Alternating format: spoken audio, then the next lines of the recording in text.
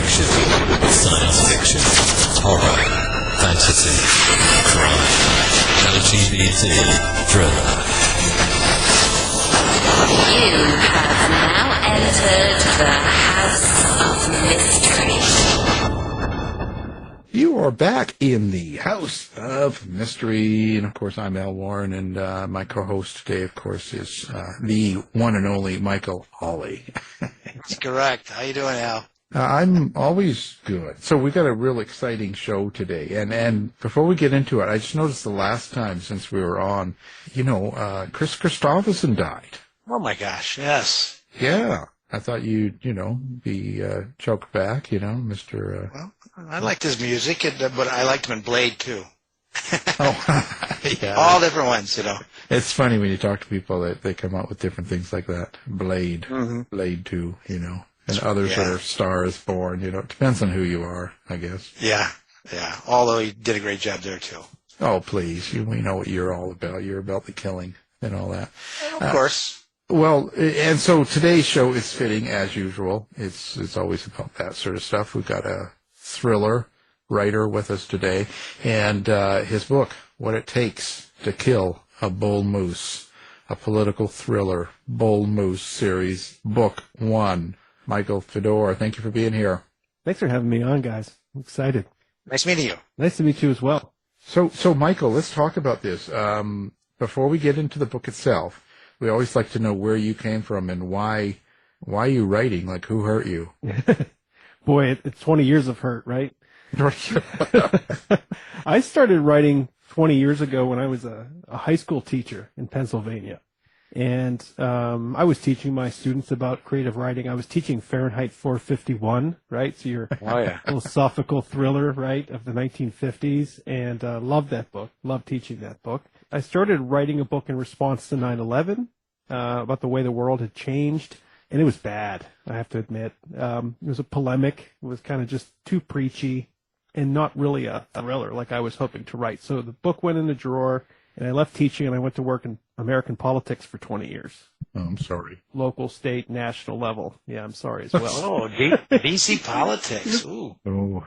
Yeah, He's right? hurt. Yeah, there was hurt. There was hurt, but there was also success. But in the midst of all those adventures in political work, political organizing, being a candidate myself, you gain a lot of experiences. I felt like I'd finally had enough by 2020, the pandemic aside, and so went back to rewriting this book. Much of it had come true by that point, and it was kind of startling that parts of the book had come true, so I figured, well, who wants to read a book that's already happened? I rewrote it from start to finish and set it in the future so I could have some really fantastical elements included as well. And the resulting story changed dramatically and really became a powerful story about power in politics, how power changes people when they pursue it, but the individuals, the humans behind all the political machination that happens. And a really exciting story, too, that drives quickly and it really carries the reader along. So let's talk about the storyline so people know. What's the basic premise of the book? Absolutely. So we heard a lot in 2016 about collusion, and we heard a lot in 2020 about elections being rigged. And so 20 years into the future from today, the book takes place at a time when both collusion and election rigging are happening, but they're happening between the two political parties in America. They're basically rigging the game for their mutual benefit. In this case, in the book, for the benefit of a character named Russell Warner, who is the much disliked sitting president of the United States. And he wants to ensure like a sure thing, right? So he's going to get his financial backer, Marco Alvarez, billionaire of the time, inventor of kind of the next generation of AI, to back his campaign and kind of pay off his political opponents to basically just take a dive. And there's one individual in the United States who this is really unsettling to him as he kind of hears these rumors about this happening. His name's Jackson Piper. He's a former U.S. senator who lost his re-election bid and retires with his family to Colorado and is convinced by his friends and allies to come out of retirement and try to win the presidential election of 2044 to protect the American democracy from kind of the worst offense of all, which would be just rigging the election outright. And in the course of running, discovers that the two political parties are so corrupt and so kind of in this game a mutual gain, mutual benefit, that he decides to resurrect the BullMoose Party of 1912, the Teddy Roosevelt BullMoose Party, in a kind of a reform moment. But he discovers in the way that winning the most votes might be the last thing on his mind, that this is going to be perhaps the most deadly election ever, and a curse at the same time has reemerged that threatens the presidency. Ah. A curse. Yeah. Yes, a curse of Tippecanoe, if you want to talk about ancient curses, fake or real. I like it. This element of political violence, wondering, like, where does political violence go 20 years into the future? Do people become much more, politically violent in their activism in terms of, going to a rally and brandishing guns or attacking candidates outright? And that's certainly something that happens in the book, and one of the candidates has to react to, Jackson Piper, directly. And also these questions of, what are people going to believe is truth if in the future there's a system for just kind of verifying automatically stories are true or not? Because that's, we're living in an age now where, can't believe a single image you see nowadays, right? So what if there's a system in this book called the Mark that automatically verifies videos, photographs, stories as true or false, or maybe somewhere in the middle? And what if the people behind that programming have an agenda of their own? How does that impact what people perceive as reality? With the story that you're covering, and with politics in today's world, is probably one of its heightened times, as for, controversies and all the stuff going on there. How do you do it how do you write a book like this without getting pinned into one side or another, or, you know what I'm saying? Yeah, I do. Because how you were talking about, fake pictures and all this. This is the time in social media that people can kind of get on you and go, oh, this is liberal stuff, or this is, MAGA stuff. You know what I mean? People can lump up onto something and just put you in there. So how do you kind of whine around a story using such things as, being attacked as a presidential candidate and all these other stuff without putting yourself in the spotlight? That's a great question. And I actually went back to an author that I really enjoyed reading when I was in college, Alan Drury. He won the Pulitzer Prize for his work, Advising Consent. It was made into a movie. I have to think who the actor was. Certainly anyone can Google it. But in Advising Consent, what Drury does that I found was really unique and instrumental in me writing this book was he did not name the parties in the book. He wrote the story about senators. Advising Consent is about a president and senators trying to confirm a Secretary of State nominee. And so when I sat down to write this book, I didn't want to just name the parties Democrats and Republicans, because I felt like painting either one of them in a negative way might just turn off my audience, number one. And secondly, I tried to, I had to be very careful, because my editors were saying to me all along that if you try to write for everyone, you'll end up writing for no one in this genre. And it's absolutely true. You have to be careful that you don't try to paint with such a broad brush that you get everything watered down and it becomes completely disinteresting. So the parties are called the Old Party and the Other Party in the book, with the addition of the BullMoose Party, which is the only one that has a real name. And then the second thing I tried to do was I tried to write for readers who feel, in general, kind of left behind by the moment we're in American politics, who feel like their voice is not being heard, that they feel like things are just generally moving in a direction that is so corrupt and so it creates such distaste that they feel like they love the political game, but the people who are in it today just turn them off so much they feel like they want to continually pull away from it.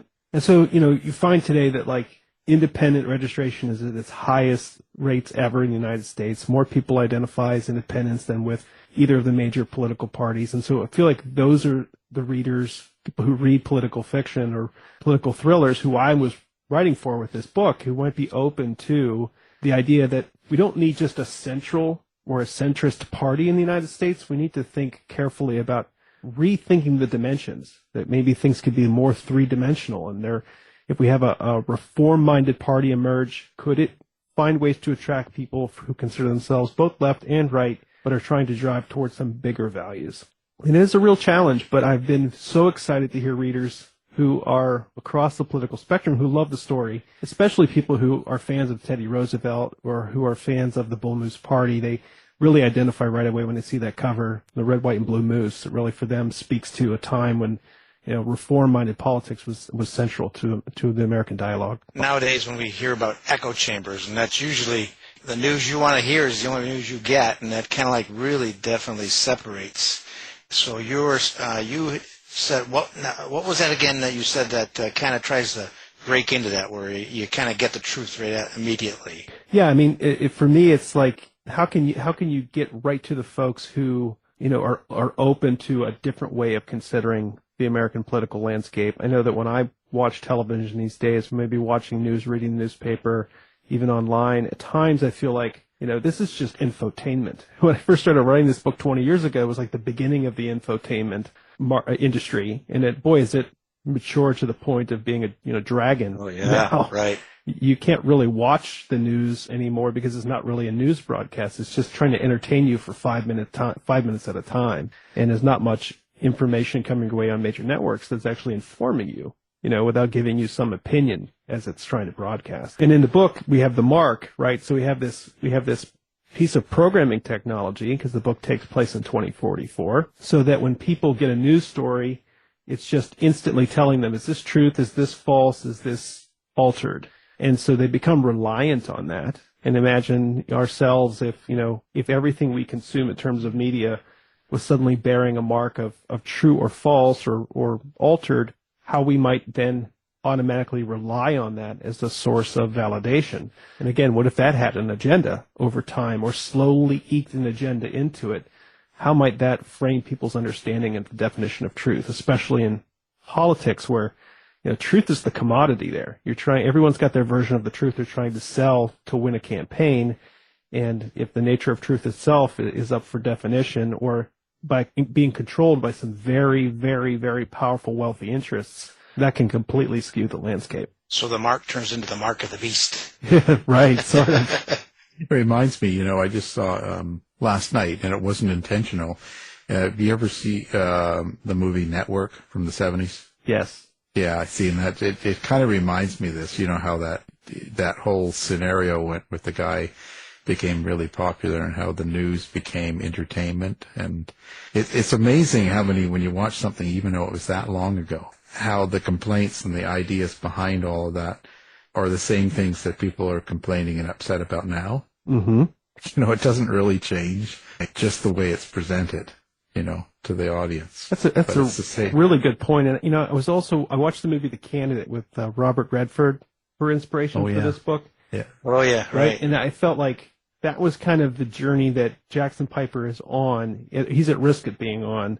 Is, you start with these strong intentions of doing good and doing right, but the closer you get to power and the more you have to kind of buy into the machine and replicate what it expects, it changes you. And in The Candidate, it changes Robert Redford to the point where he doesn't really know what he believes anymore or what to do once he wins. And so Jackson Piper in the novel is fighting those same forces, as he's getting closer and closer to these truly corrupt forces who are trying to not only defeat his campaign, but kill him and kill people near him. How does he react to that? Does he remain true to his strong principles and values, or does he decide to just, take the easy road and fight back using nefarious means? Does he fight misinformation with more misinformation? There's some inclinations that can just spiral the system downward, and I felt like it's an interesting exploration in a book about future presidential politics. I was just wondering if they go back to flip phones in 2040. No. In fact, shoot. But the AI assistants are way more entertaining. The character in the book's called Ziggy, a little bit of a nod to the Quantum Leap there. And the one character, his name's Ron Bender. He's a grizzled political actor who's been around the scene for decades, maybe 40 years. And his AI assistant's name is Ziggy, and she's a smashing redhead with beautiful green eyes, and she's just always happy to see him. And always happy to help him. Whatever he needs, she's there to help. And whether he asks for or not, she's got the answer. And it was a fun exploration of what if, you basically everyone's got a best friend in their pocket, who is willing to just be happy to see them all the time. What would that be? What would that feel like? And I felt that was an interesting thing to explore in the kind of as AI starts to evolve the next 20 years. Yeah, that's like my shepherd. My shepherd does that. I love him. Yeah, my lab, Ruby, she's always happy to see me, so. At the outskirts. So what do you hope people get out of the book? Like, did you have an intention, or do you have like a subtext underneath the entertainment of the thriller and the whole story that you wanted people to take away from it? Yeah, I mean, I want to really emphasize that I'm retired from politics, so the book is not an agenda of trying to form new parties or anything like that. I really feel like what I wanted to do for folks is tell them a really entertaining and fun story that scares them at the same time that it entertains them. And it scares them because of the ways in which it maybe echoes the present, but shows how quickly and how much more worse things could become if some of these same trends continue. And that's a piece of feedback I've gotten from readers is, some people felt like it's a little too scary because it shows just like one click away we are from some of these things becoming really terrifying in terms of political campaigns. And other folks, keeping a list of all the ways the book, which was, finished at the start of 2024, has started to come true this year, and wondering like, am I a Nostradamus? No, I just tried to see forward what could happen. And we got a running list on our website, michaelfedorbooks.com. We're just keeping track of, this came true, candidate went to this town. So there were some things that definitely echo in the book. But it's a series, so I really want people to get invested in Jackson Piper and his running mate, Valerie Lawrence. They're just different breeds, and I think can people be excited and find hope in political candidates and campaigns and be thrilled by them? Because so many times when I'm talking to readers at book fairs or at book signings or potential readers who walk by, they're just so turned off by politics right now, they can't invest personally in a political thriller. And that's unfortunate, because I think that's the worst possible outcome of the stormy present, is to have people just throw their arms up and not want to be near it anymore. And I want to go back to days in which we find ourselves excited by these political leaders and believe in some of them again. And maybe they're going to be a little more like action heroes in a book like mine, but it's still going to be an exciting story that people want to follow.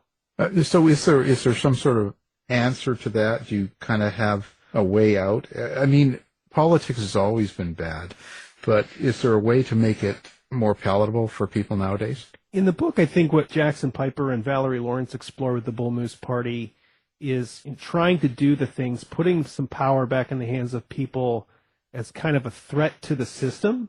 They kind of propose a BullMoose platform. Now, let me remind you that a lot of this is based on history. A lot of pieces of the story I drew from facts of 1912 or drew from past elections. So there's big portions of the BullMoose progressive agenda from 1912 that I just carried forward and modified slightly for 2044. But one idea is, if Congress can't pass legislation, then the people can pass it. Or if judges are being too activist from the bench, they could be removed by a vote of the people. And so this idea that perhaps we don't have to just surrender to do nothing politicians on the left or right, but put some more power, and there's some risk of that. You put popular plebiscite or referendum on the ballot for national initiatives in the United States, there could be some things that might go sideways with that. But it definitely is a way to think about how people could get invested again by giving them more power and giving them more say on solving some of these problems, rather than just being at the hands of, as we say in the book, these two political parties with not a dollar's worth of difference between them when it comes to the fact they don't get anything done.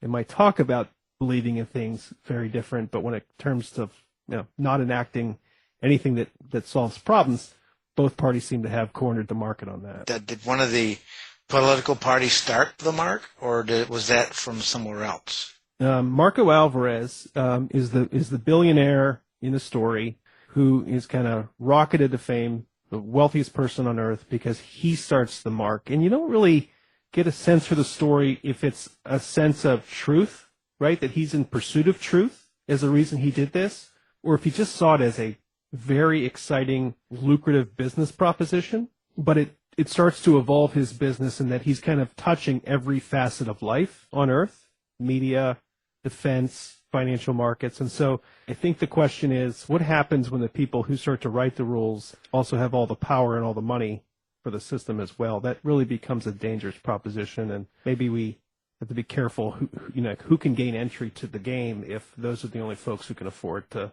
buy in. How do you get into the mindset, the headset of these characters, your main characters, and how do you, to be able to make their dialogue come out as accurate and real? It's a good question, and something that I think is one of the most important skills as a writer to develop is dialogue. It's, what really can transform people into the story. Some of the characters I think are a little more fun to write than others. I like to think about folks I've met in my life and, pick little pieces of mannerisms that might be specific to, my experience with them and see, how can that really be pulled forward to be something really exciting? And in the case of Valerie Lawrence, she's the vice presidential nominee for the BullMoose party. She's the governor of Texas. And she carries a 6-shooter on her hip to show her legislature in Texas that she means business. And she's a former Olympic athlete in that event. And so she's got a story behind her connection to wearing that gun as a governor. But she talks a lot in kind of Texas sayings, and she kind of could be her own action hero if she were to kind of have her own movie. So she was really fun to write her because she's got a lot of sass. She's very direct in how she talks to other people in the book. And I think other women view her negatively because she's so direct and is played in the man's world of politics, the quote-unquote man's world of politics, by behaving more like men. And so I think that was fun to kind of explore that characterization. And similarly, we have Sylvester Billings. He's the Speaker of the House. He's from Louisiana, and he's definitely, got a Cajun thread of him. So that was fun to explore these kind of regional dialects and regional sayings. And I've been lucky to travel the United States and meet people from all over the country. And so I've really just drawn on some of those experiences and tried to make them come to life. Jackson Piper for me was the toughest one to write because I didn't want to just be my voice. It needed to be someone who I think people would find to be inspiring. He's a Boy Scout type. He's literally an Eagle Scout in his youth. So he's someone who's just trying to draw forward best intentions, but he's someone who was also like really damaged and hurt by politics, and it's the reason he got out of it. So, his dance is he wants to believe and he wants to do the right thing. He's afraid that, he's going to put himself out there only to be crushed again, and I think that's the challenge there. Do you find you have a relationship with these characters, but do you hear them or see them like a movie? Are they real people to you in a sense? I mean, not like they are. Someone, they are. So they still let you drive and have your license? I had to write it. I had to kill one of the characters in the book. I won't tell you which. There's a couple that die, and that actually made me tear up writing that person's death because I'd become so connected to that character over the course of writing this book, and to envision what it was for their last moment to occur.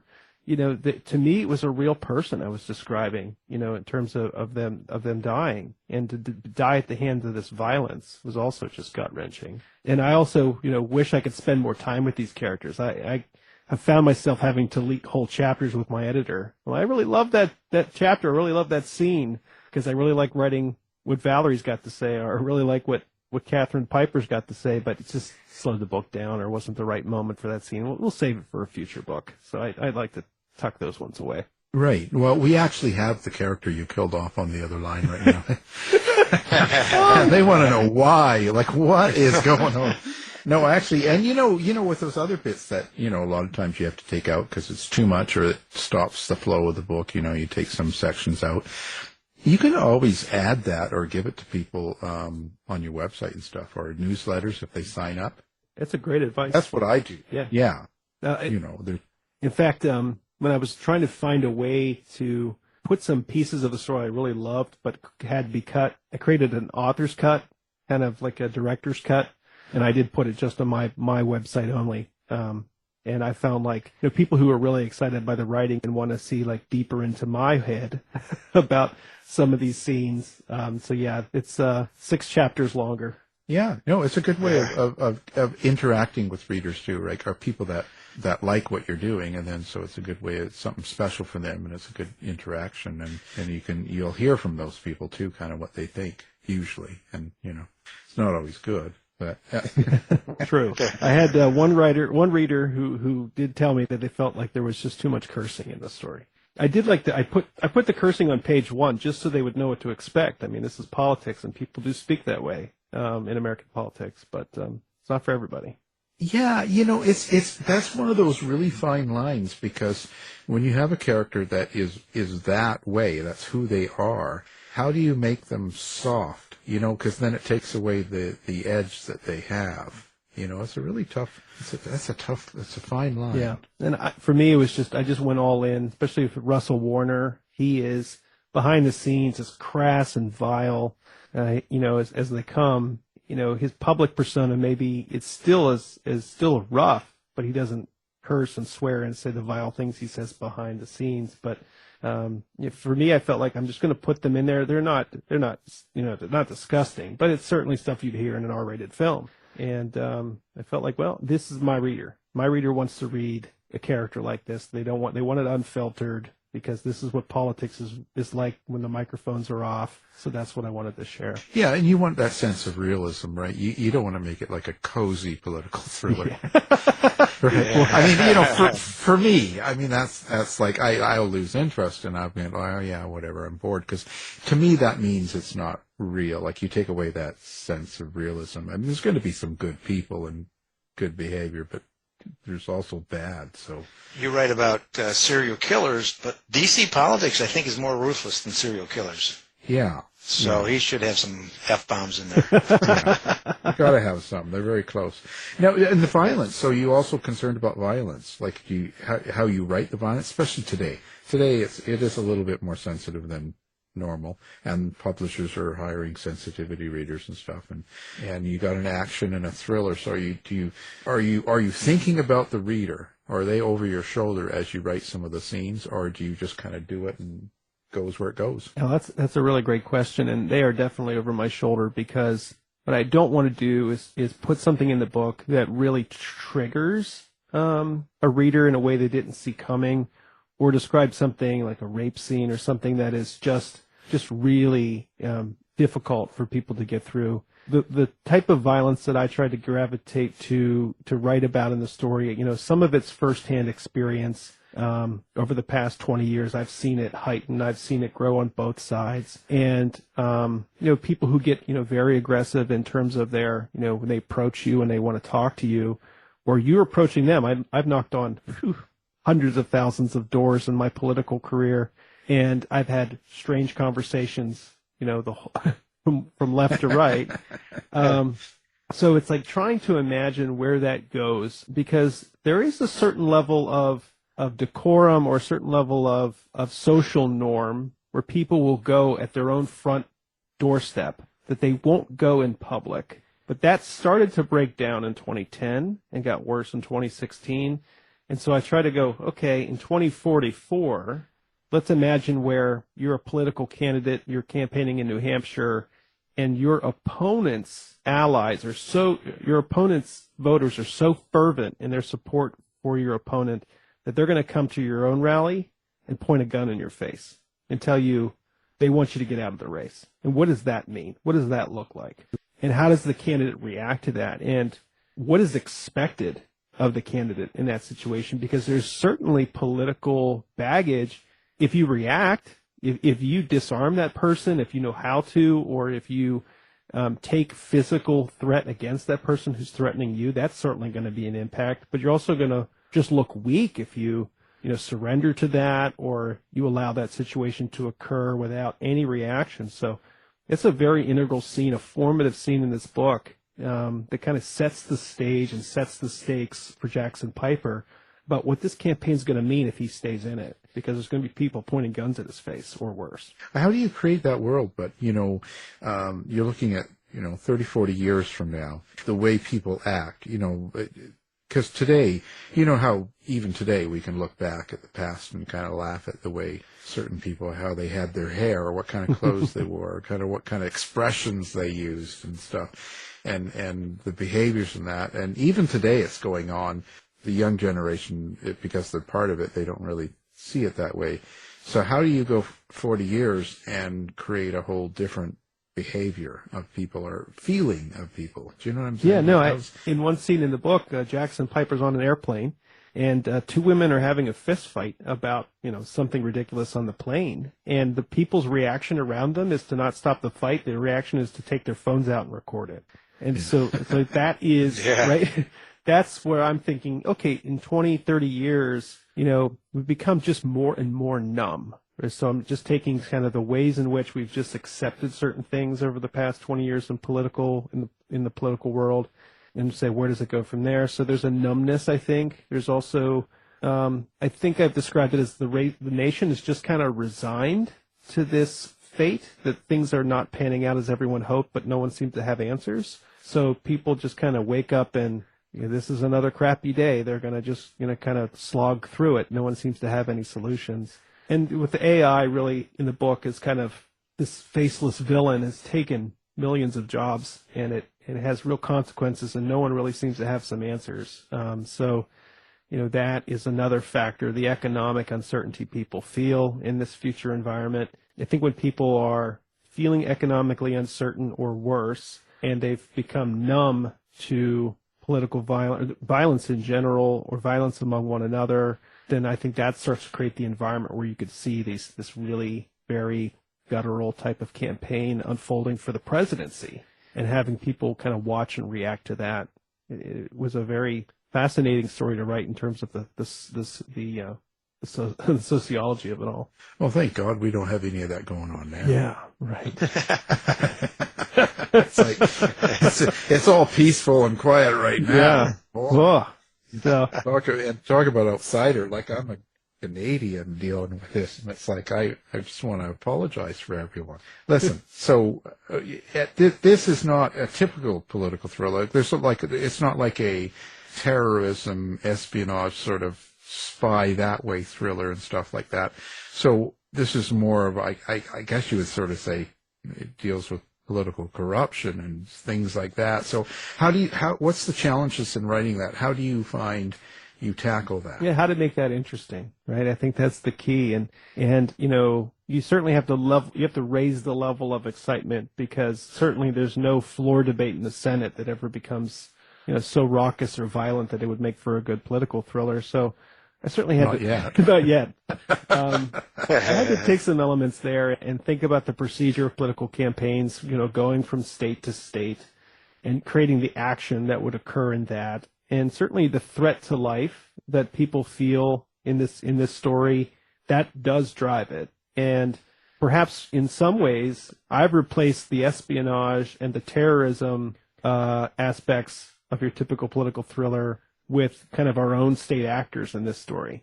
The people who are emerging as the villains, who are willing to go to any length to win, they are also brandishing weapons. They are also threatening lives, but they're doing it in ways that are not an international plot. It's a domestic plot in some ways. Now, there's some international conspiracy that does wade its way into the story. I won't give it all away, but you start to wonder: is there an adversary to the U.S. that might be trying to plant these seeds, like seeing a moment of weakness? But it doesn't drive the story as the central theme. So I certainly had to draw on my experience and say, how can I make political campaigns exciting? And so certainly the way the story drives forward is this deadline of Election Day, and this, what are the stakes? What are the stakes if Warner loses? What are the stakes if Warner wins? What's the stakes for Piper if he stays in this race or gets out? And can he ever go back to the life he had before? And then I took, this story from history. In 1912, Teddy Roosevelt had been a 2-term president, comes out of retirement, and runs again in 1912 as the BullMoose nominee, and he's campaigning in Wisconsin, and he gets shot in the chest. And this became kind of news headlines again when there was a literal shooting of President Trump this summer during a campaign rally, and everyone was talking about Teddy Roosevelt got shot. He got shot point blank by, I think it was a .38 revolver or something similar, because he had a steel glasses case and a speech in his breast pocket had slowed the bullet down. The bullet still entered his chest, but he gave a speech for 50 minutes afterward. It's amazing. It's amazing. And he's like telling people at the start of the speech, like, I don't know if you know this or not, but I just got shot, so you're going to have to be quiet because I can't speak very loudly. And then he gives 50-minute speech. Then he goes to the hospital, gets medical attention. He's off the campaign for 3 days. Wilson and Taft, they suspend their campaigns for 3 days, and then he goes back on the stump. This is October before the election. And when he's asked about this incident, Teddy Roosevelt says it takes more than that to kill a bull moose. And that is the inspiration for this story about what does it take to kill a bull moose. Jackson Piper is now the bull moose nominee, and his adversaries are going to try to kill him to stop him. And does he have what it takes to survive? And what will it take to actually stop not only him as the candidate, but the political party from being reborn in America? I think Wilson won, though, right? He did. We get into that in the book as well. But yeah. Oh, okay. Yeah. Well, he was soft. Come on, Roosevelt. Get strong. Yeah. He has to take 3 days off. Please. Jeez. Oh, my what a God. vacation. Yeah, nice. It's loafer. I wouldn't vote for him either. God, lazy. No, so with this whole process, but of going through this, writing it, and living through your characters the whole time you put together a book, and you say you got 2 books. So when you do this process, at the end of it, how do you think it's changed you? I accomplished something that I never realized was as big as it was until it was done. And it certainly is, for me, one of the most exciting things I ever created. And I was an artist when I was a kid. I drew comic strips. I wanted to be an animator for Disney. I often kind of kept that creativity private. And so when I went down the publishing route, try to get this story published, about halfway through I had this absolute moment of terror that everyone would hate this, that what I was writing was horrible, it had no talent, no relevance, and I should just quit. And my editor talked me off the ledge, and I got back on my horse and finished the story, and I feel such pride for having created this. And even if people read it and hate it, I still feel like it's something really exciting to put out there for the world. I'm a pantser. I'm a writer who puts the blank page in front of me and just sees where the story takes me. And I just found that to be as addictive as when I worked campaigns and you're working 100 hours that week to try to get, the next vote, get the ads up, keep the ads running, raise the next dollar. The adrenaline I got from those campaigns matches the adrenaline I got trying to write and finish the story. And so I would be happy to write books the rest of my life if I could find with each story that level of excitement and inspiration to tell a great story that people will be excited about. How about converting these books to screenplays? I would be all about it. I had a former governor contact me who wanted a copy of the book and wanted to talk recently. So, I'm hoping the book gets a little more notoriety and interest, because definitely people who've read it say, boy, I could see this as a Netflix series, or I could see this as a movie. Yes. Because it's got so many cool elements in it. So the answer is yes. If you read this book and love it and you're in that industry, call me. Gotcha. I may not be the person to write the screenplay, but I'll keep the ideas coming. Some of the victims that you killed off and stuff, are they people you know in real life? I was trying to be careful that, that no individual character is just one person. And so every character in the story, there are just elements of people I've met, but no, I do have a mug on my desk that says, don't make the writer angry because they'll put you in a book and kill you. So I haven't taken that vengeance on any one person yet.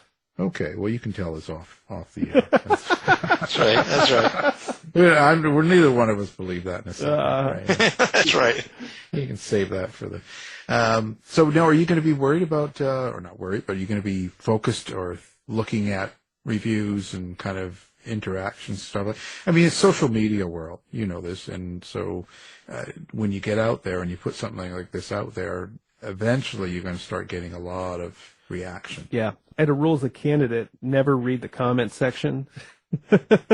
Because it just was a place where your enemies hung out.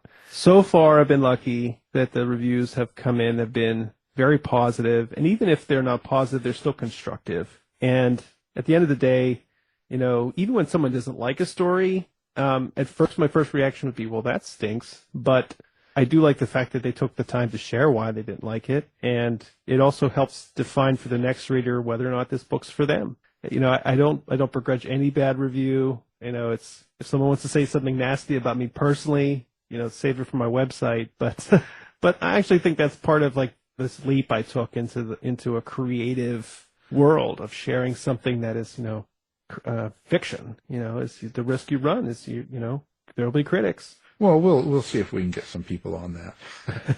but well, I always say, but once it becomes mass, when you start getting and selling a lot, you start getting hundreds of reviews and stuff, you're best not to be honest. I think you're best to look at the overall. Yeah. Like if you have like a couple hundred reviews and it's 4 out of 5 star, that's great. Yes, just keep that. What's your average rating? Stay focused on that. Yeah, because eventually, when you start getting the real extreme reviews, like the real bad ones or the real good ones from people that you don't know, it's usually about what's going on with them. Mm-hmm. I think I've heard that before. The review is never about not you; it's about them. So. Well, it's about them, and your book came into their life at that time, and so they let out their emotion of whatever's going on, and you can sort of see it too, right? They'll start talking about things that really don't relate, but there's just anger, and it just brings it out. That's just my own. I've just noticed over the years, and so now I hunt them down and have them terminated. I'll have to get the card for your Terminator service. Yeah, that's it. We look them up and have them taken out. No, it's all in the most nice way possible, right? Exactly. Yeah. You take them out for lunch. So we appreciate all that stuff. So now, what is all of your information? So if people want to find you on social media or a website or anything like that, let's give that out so people can find you. Great question. So my website's michaelfedorbooks.com. It's Fedor. So michaelfedorbooks.com. And go there. You can find these books. I have The Senate Deception, which is a novella. It's the prequel to What It Takes to Kill a Bull Moose. And you can see all the places to buy the ebook, the print book, the audiobook on my shop. And then you can follow me on Facebook and Instagram at Michael Fedor Books. And on X, I'm Michael J. Fedor. Well, there you go. Now, we'll have all that up on our website, and people can find it easily. One click, they'll be able to get a hold of you and tell you what they think. And I'm wide, so I'm on Amazon and BookBub and Goodreads as well. Just find me in all those places. There you go. You're just all over the place. Am. We can't keep you down. Can't keep me down. So what's next? It looks like you've got book 2 finished, and you're pre-selling it now, I guess, by the looks of things. So you've got this thing going on, and it'll all be done. Do you have something else kind of bubbling in for the future now? Like, you're working on some other sort of thing, or even more of this? Yeah. So Tree of Liberty comes out Election Day in the United States, November 5th. It is the sequel to Book 1 because the election is not quite resolved because of that curse that I talked about, the curse of Tippecanoe. And so in Tree of Liberty, we have to see, will they resolve this election in the Congress or not? And in Book 3, I've already planning that and working on that, starting to explore what comes of the BullMoose party. Does it have lasting power, staying power, and what's going to be its inspiration? I'm trying to really build an exciting villain for Book 3. So that's what my focus is, and I really wanted this to be maybe a 6 or 7 book series, and see if the story is still inspiring and exciting. Can it go beyond that? There's an itch in me to maybe write some fantasy down the road, but I really want to stay focused on building this political thriller series first. But if I do that, then I'll be sure to let you guys know. I'm thinking sword fighting and magic and dragons if I do that. Sweet. Silmarillions and all that. Yeah, got my own world. Rings of power. I like it. Yeah. I have to if you need a character, just use Michael. That's right. I have to watch. I can be found. I have to watch Rings of Power with the subtitles on because I can never follow all the characters and everything that's going on. Oh, yeah. Geez. I watch everything with subtitles on. Taking copious notes. Yeah, that's it. Otherwise, I learn things all the time. Well, we appreciate you being on the show. This is fantastic. And, of course, everyone, the book is out, What It Takes to Kill a Bull Moose, and it's the political thriller, BullMoose Series Book 1. And the writer, Michael Fedor, thank you very much for being here. This has been so fun. Al and Michael, thanks for having me on. I really enjoyed our conversation. Nice speaking with you. You bet, guys. This has been a production of the House of Mystery Radio Show. To find out more about our show, guests, or hosts, go to our website at houseofmysteryradio.com.